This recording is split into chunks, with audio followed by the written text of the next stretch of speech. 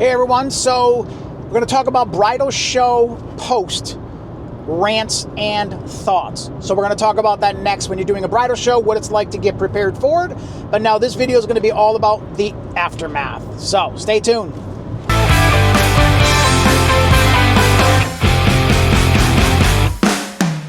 Hey everyone, so I just finished up another bridal show. I'm in Western Massachusetts. I did the Connecticut Bridal Show, and I was pleasantly, third time doing it, pleasantly surprised with the turnout. So it is February 8th and 9th of 2025, so this is Super Bowl weekend.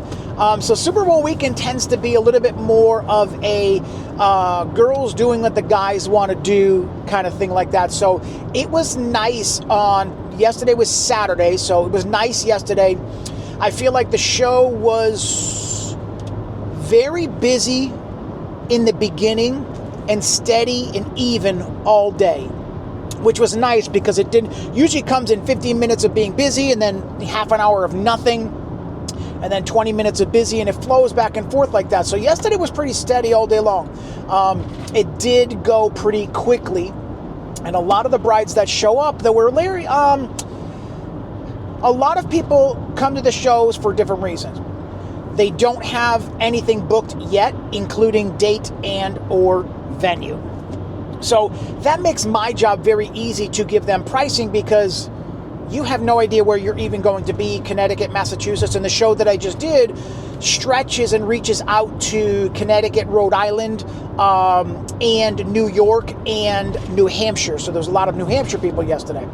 So I did find that I was not open for a lot of dates, which is a good and bad thing at the same time because I'm already booked, but the bad part is you don't get a chance to book another wedding. So that was the more difficult part, was to be able to do something like that when it came to how I had to talk to the people. But I always ask, the first thing I ask is, hey, congratulations on your engagement. What's your wedding date? Second question is, what is your wedding venue?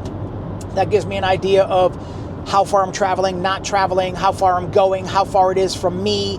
If I've got a wedding on a Saturday and I'm trying to look at a Sunday wedding and I'm going to New Hampshire on Saturday, I'm not going to try and do another one on Sunday if I have to do much traveling. So there's a little bit of thinking as you're talking to the bride and groom. But Saturday was really, really good. It was a good flow all day long with people. There was a lot of grooms in the room, which is not normal. So it was really good and steady all day long yesterday, which made my job very easy, and the day just flew by. So now that Saturday was done in New England, we had a very big snowstorm yesterday. So we had a very big snowstorm Saturday night into Sunday. So I'm driving 40 minutes just to get to my show. So there was a lot of speculation on, was the show going to open back up on Sunday?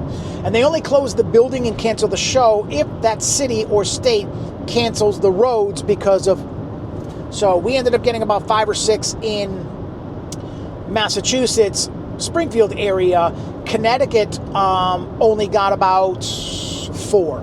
So they had a little bit less. When I got up on Sunday morning, anticipating it was going to be 8, 9, 10 inches, it was nice to get up to only 4 or 5 inches.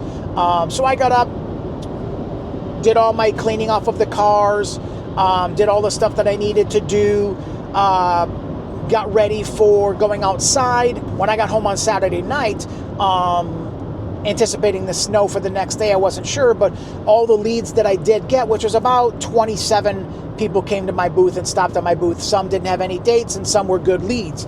So every person that came to my booth on Saturday got a text and an email by Saturday night, thanking them for coming by the booth.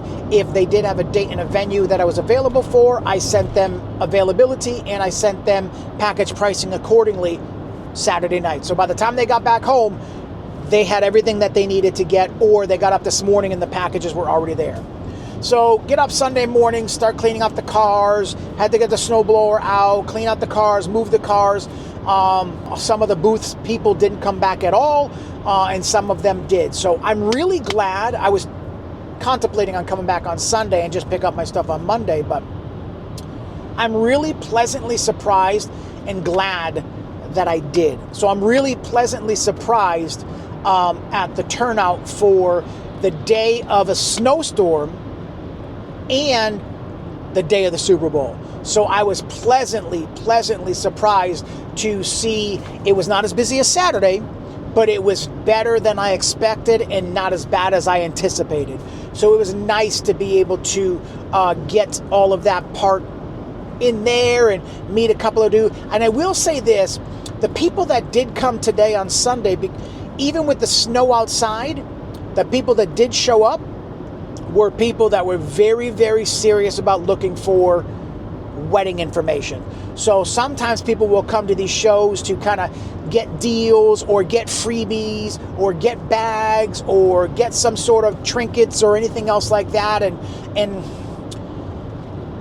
I feel like Sunday, there was not a lot of that. There was 3 people that reached out on Sunday today that were looking for 2025 weddings that I was available for. So that was really nice to be able to have an opportunity. And if I didn't show up today because of the snow, I wouldn't have had the opportunity. So it was nice. A lot of people, steady flow all day. There was a couple of times there was a good half an hour, 45 minutes with nobody, but I would walk around. I would network with other photographers. I would network with other planners and people inside of the room and stuff like that. Say hi to some friends that I did know. I'll reconnect it to a couple of people we haven't seen in a while. So it was nice to be able to walk around the room at certain times and be able to get a good sense of what everybody else was doing. So good flow, some downtime, but it could have been 10 times worse. There could have been like 2 brides in there at all. And it was probably a good 10 or 15 people that stopped by the booth today. So that was a good success in my opinion, because if I didn't go because of the snow, I wouldn't have gotten anything. So it was good that I went, and the people were very serious about talking about making decisions and a lot more serious about their wedding information that they were looking for. So that was good. So the down part to this now is going back home. We're going to do some stuff with the family for the Super Bowl. The leads that I did come in today, I'm going to start replying back to those so I have time to watch the game tonight. It's always a plus. It's always a good thing because now that I didn't lose my voice, thank God. I didn't lose my voice like I normally do when it comes to 2 full days of shows. I lose my voice by the end of the day, which is thankfully didn't happen this time here, but good success. So post-wedding show, better than I thought it was going to be, not as bad as I thought it was going to be. Saturday was a good show. Sunday was a lot better than I expected it to be. So if you are on the fence with doing shows, I encourage you to find one local to you. But if you're going to do the show, I tell this to everybody, make sure you've got some weddings underneath your belt, because they're asking, how many weddings are you doing? And if you've only done 2 or 3 weddings, don't get a booth. Don't get a booth, because today there was 11 other photographers in the room with very, very good work, very talented work that they had in there. You're not going to compete with the other people that were going to be in the room with, 10, 15, 20 weddings under their belt, and you've only done 3. So get more friends' weddings underneath the belt. Get more experience when it comes to that, because the last thing you want to do is spend $1,000 on a booth and you get no inquiries or leads, because everybody's asking for credibility. A lot of people today asked me, how many weddings did I do? Where am I photographed? Have you been to this venue before? And be truthful and don't lie. Don't say, I do 7, 8, 9, 10 weddings and you only did 2. Because if they get a bad product back, they're coming after you for lying. And you don't want to be misrepresented by the wedding industry and have bad reviews because you said you could do off-camera flash and it didn't come out very good. So don't be that photographer. Get some experience underneath your belt and then get involved with the bridal shows. I think I was doing weddings for about 4 or 5 years before I felt comfortable enough and confident enough to get into the bridal shows. And I've been doing weddings for 17 years now. So just remember that little bit of advice when you're going to get into the bridal shows and stuff like that. Have experience under your belt and don't be not truthful when it comes to that. So Bridal shows, they're worth it. It puts you face to face with clients that people are looking for. It gets your work out there. It gets your brand out there. It gets your face out there. It gets you all of your information out there, your business cards and everything else like that. But have the experience that comes along with it, because you're going to waste $1,000 on a booth, because brides are getting hip to this now. They're asking questions, and they're not just going with the cheapest person in the room anymore, thank God, because, the good photographers and the ones that are worth it are the ones that spend the money on the booth, but they've got weddings under their belts, and they're doing weddings all the time. And I say this very respectfully: if you're only doing high school seniors, don't go to a bridal show.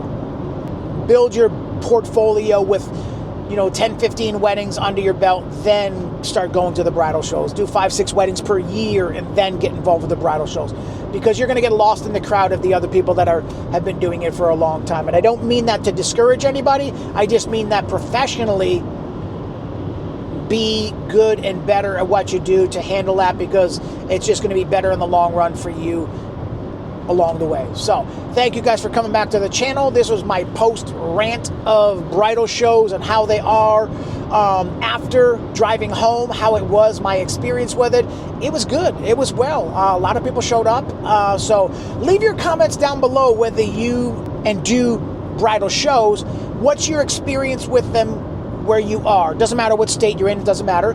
Do you feel like they're worth it? Do you feel like they're not worth it? Are they overrated? Are they better to save your money and put it in marketing someplace else? And everybody's opinion. This is my opinion on how bridal shows affect me in the Western Mass, Connecticut, New England area. I'm going to Virginia this year, in Maine and New Hampshire for weddings this year. So let me know what your thoughts are in the comments down below, and thank you guys as always, and listening to me rant about how bridal shows are and how they should go, and my experience with them. So stay tuned. Thank you guys for coming back to the channel. Remember to like and subscribe to the channel, because it does really help out the algorithm, and it helps with getting my information out there. So remember to smile more, because it sure does hurt less. Peace.